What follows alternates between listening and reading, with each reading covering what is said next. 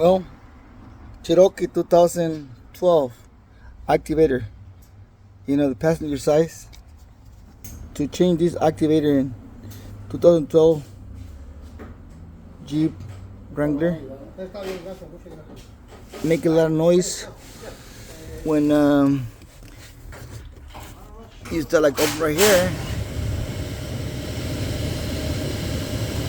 See, no more noise. It's way behind right here. Okay, so you have to replace this.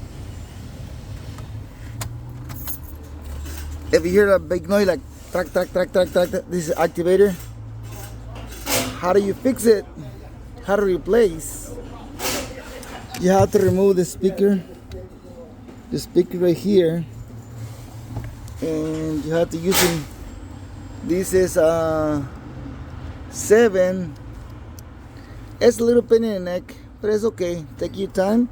You can go for under right here if you want, both hands.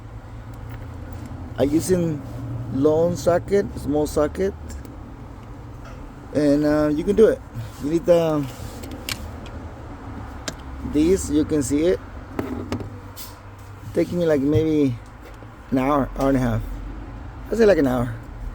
Okay, it's 2012 Jeep Wrangler. I think all the Cherokees the same. It's a little, take your time. You have to be careful, just rip it off, all this out, and if they help you, like it. If they make a noise when you put it, you start, you hear noise when you start your heater. Go tack, tack, tack, tack, tack, tack. The driver's side, passenger side. This time is a passenger side. Is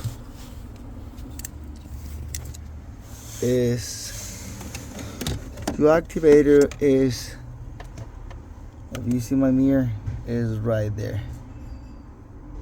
Yeah, put in new ones. Okay, it's right there. You have to move the glove box speaker. Okay.